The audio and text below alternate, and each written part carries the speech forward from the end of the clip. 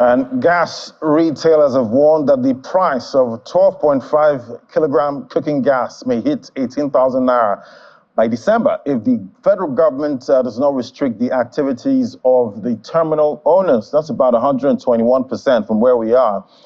Jump. If that happens, imagine having to pay that much for gas when you're paying about 500 to 600 naira per liter for fuel. Well, let's talk to Kelvin Emmanuel, CEO Dairy Hills Limited, joining me from our Abuja studio. Good morning, Kelvin. Great to have you. Good morning, Ladi. Thank you for having me. So Kelvin, I saw your tweets yesterday. You analyzed the reason why cooking gas prices will go up, and at the end of your tweet, you said that the pepper that is coming, Kelvin, I don't think consumers can take this right now. Why are cooking gas marketers forecasting this increase?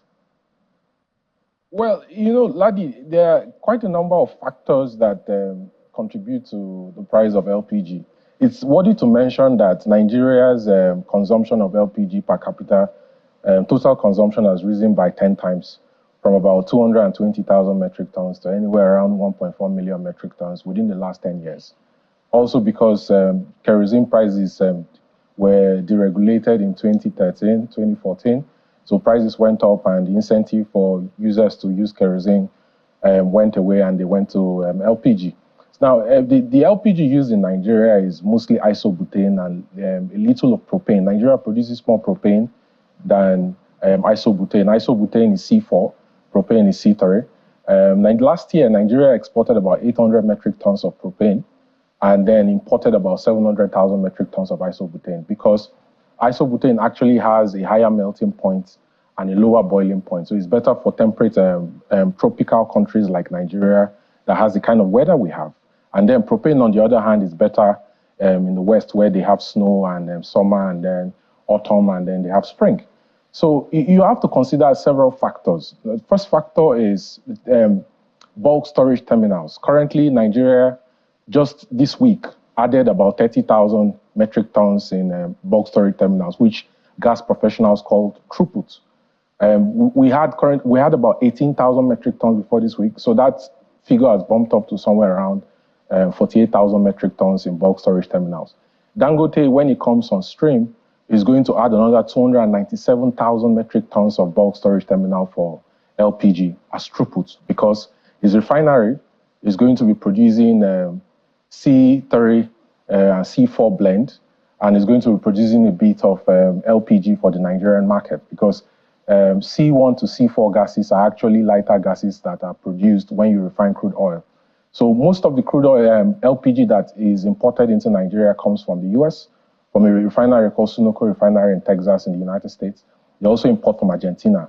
So when you consider things like the cost of diesel for the ships that bring in product to Nigeria, about 5 to 6 LPG vessels, you consider the fact that an average 80,000 deadweight ton ship that brings in LPG consumes anywhere between 945 to 1,200 tons of diesel per day.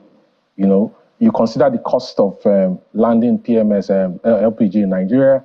You consider the fact that there's not enough throughput. You consider the cost of trucking LPG from the depots in Lagos, in Apapa, mostly, some places in Edo, a place in Delta State, Kwale Gas. You notice that the increase in price of LPG is actually justifiable.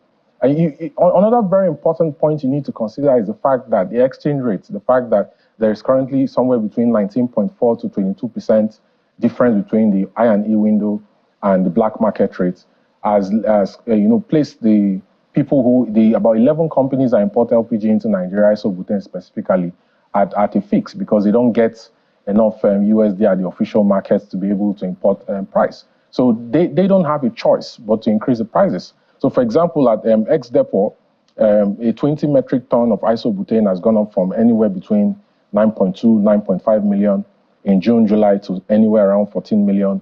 Some people are even selling for 14.2 million. So they don't have a choice but to increase the price. And all right, Kelvin. Christmas, unless something different happens, we're going to have the projections that we're expecting. Okay, Kelvin, you mentioned happenings in the international market. You mentioned that in Europe, winter's coming, so that's why we're seeing prices of gas there actually going up. But is this how's going to affect Nigeria now? That's with gas prices. Can we call it a seasonal issue at this point because of what's happening abroad? It's not a seasonal issue. Now, usually during the winter, it's currently autumn abroad, and when you go into the winter months on Platts, the price of a metric ton of isobutane and propane actually goes up marginally. But the jump we've seen, which is anywhere around maybe 40 or 30% jump, is unusual, and that jump applies to Nigeria mostly because of the exchange rates. So you can imagine that companies, that there's 11 companies, quite a number of them, maybe Rain Oil, Prudent Energy, Navgas, Vitol, Algasco, and the likes of them. They were getting USD at 600 plus, 700 plus, and now they're getting USD at 900, 950. And they're having to import the same LPG they were importing at a different exchange rate. The exchange rate is actually a major factor. And that exchange rate also affects landing costs because the cost of diesel has changed.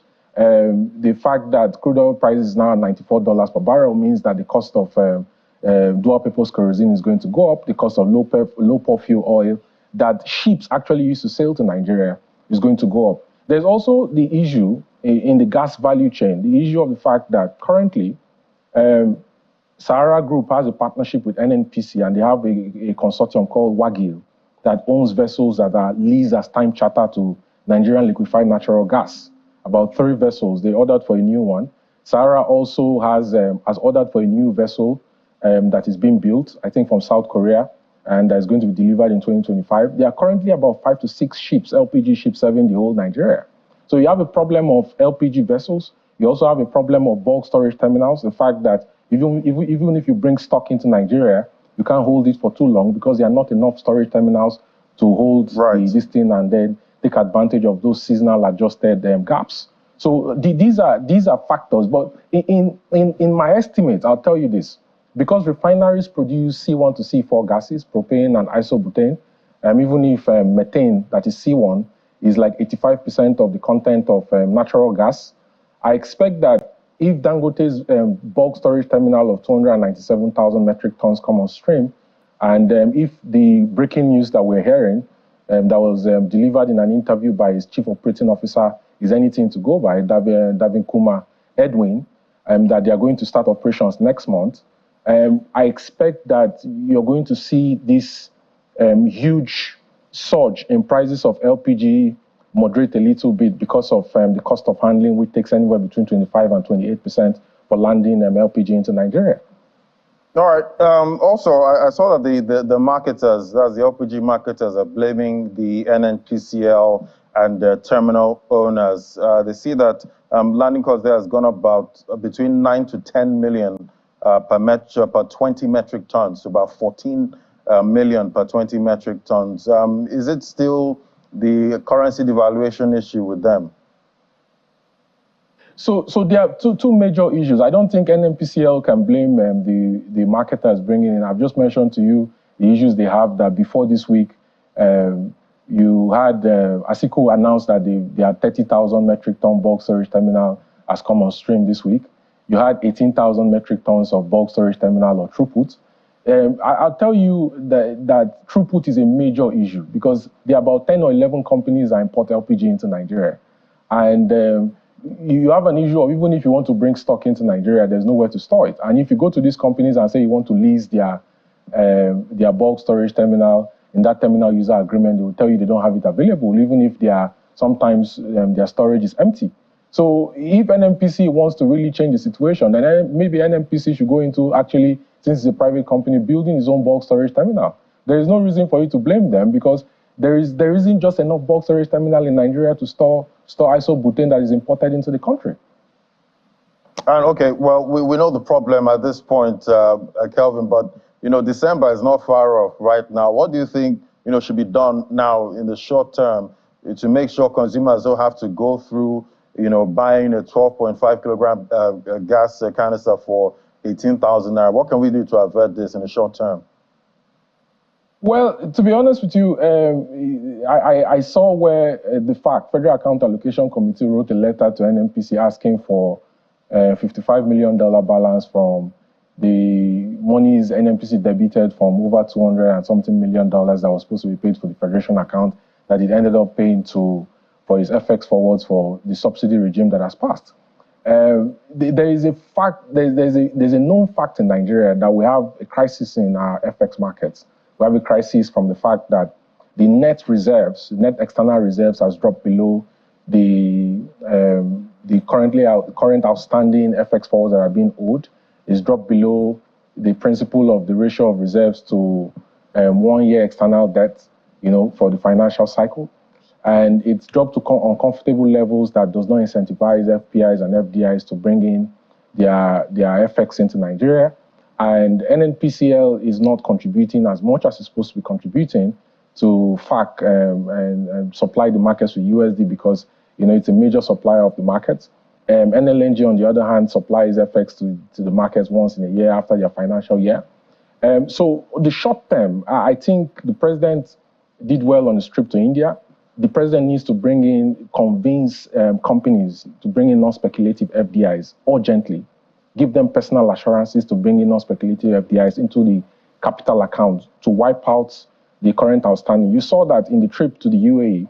The president had the negotiation with the UAE government, and there was an agreement in principle, but on precondition on certain terms that Emirates and Etihad's outstanding in Nigeria, which falls under capital remittances, is going to be repatriated to them, and the FX markets will be liberalized.